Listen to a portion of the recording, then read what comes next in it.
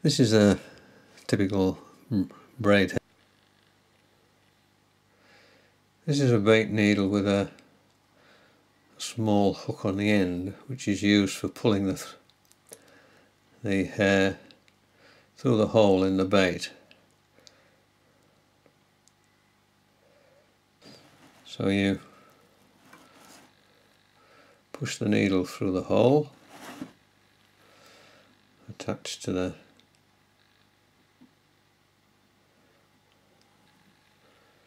hair and push it on.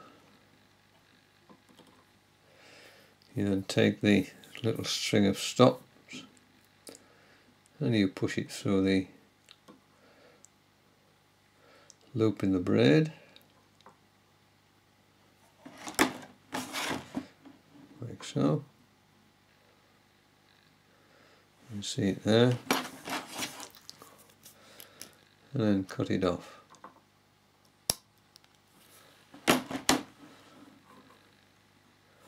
And there you can see the little stop on the end.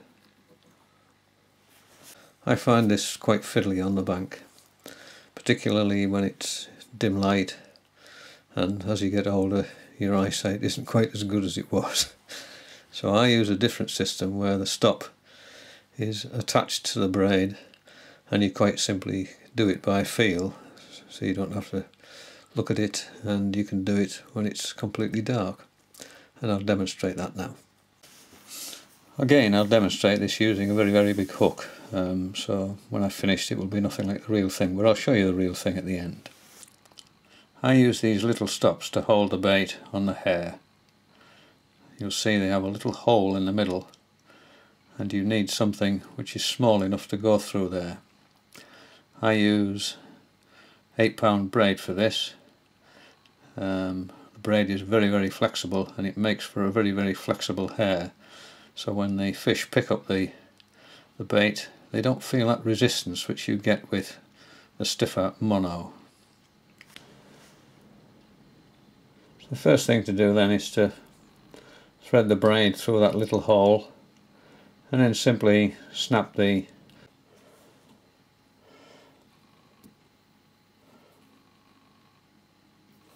I adjust the hair to the length that I want. You can either have it very long. I prefer them with the bait quite tight to the hook, so about that length. And then just holding that, I wind the braid several times around the hook shank, tying down the loose end, and pull it tight. It's not easy to do because braid, of course, is made from high density polythene, which has a very slippy surface, and the hook is Teflon coated, so the two tend to slip, so you need overlapping loops so that they pull tight on top of one another. Then just continue down the hook a few times, like so, and then whip finish. You can use a whip finishing tool like this.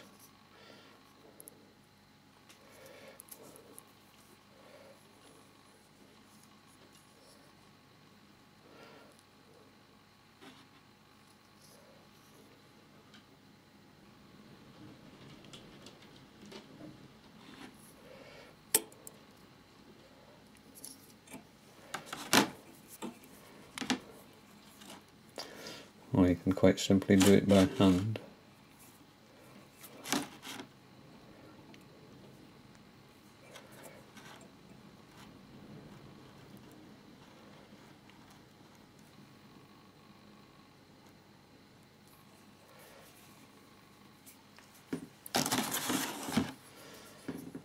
Tool is easier.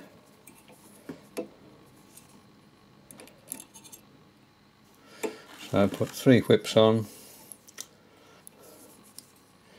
You can be very fussy about it and line them all up nice and neatly.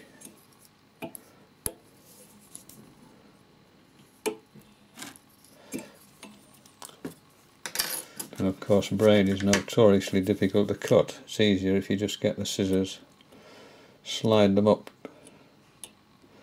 so the braid catches in the joint there, just push and it comes off very easily. I don't worry too much about that little loose tag. So there's my hair tied on. You'll see it's a much more flexible thing with a little stop. The little stop comes with a needle.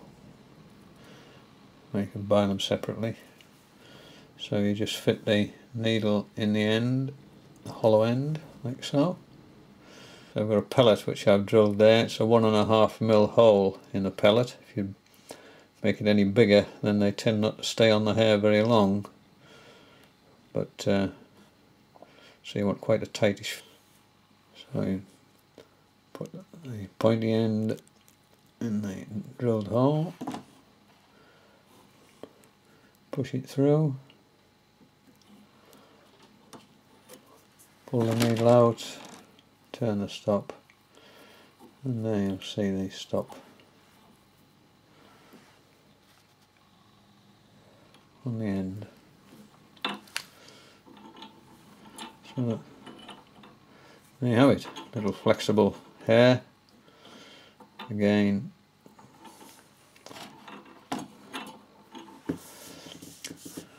and then you can tie on this end, of course, whatever strength or colour or of hook length you wish.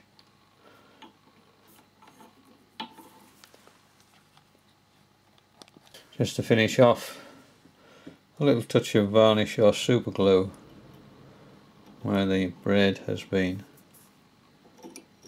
tied off.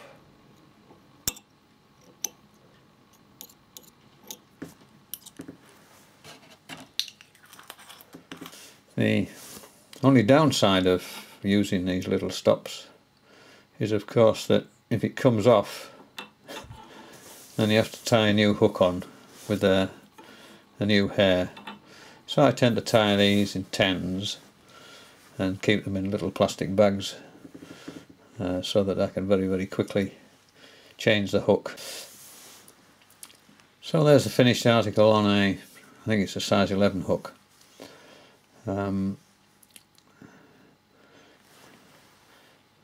The important here with this knot, that again you make sure that the loop is not on this little cut edge here, otherwise it will, the cut edge of the hook will cut into the mono and cause it to break. The knot I use here is a tucked half blood knot, 6 turns, very simple knot to tie, and I leave quite a long tag when I cut off the surplus. It's important that the long tag doesn't point downwards and reduce the gape on the hook here. There's the point. So make sure this little thing points upwards and away. You may have to tie it several times to get it to do that, because it can be a nuisance. So there's my little rig which I use.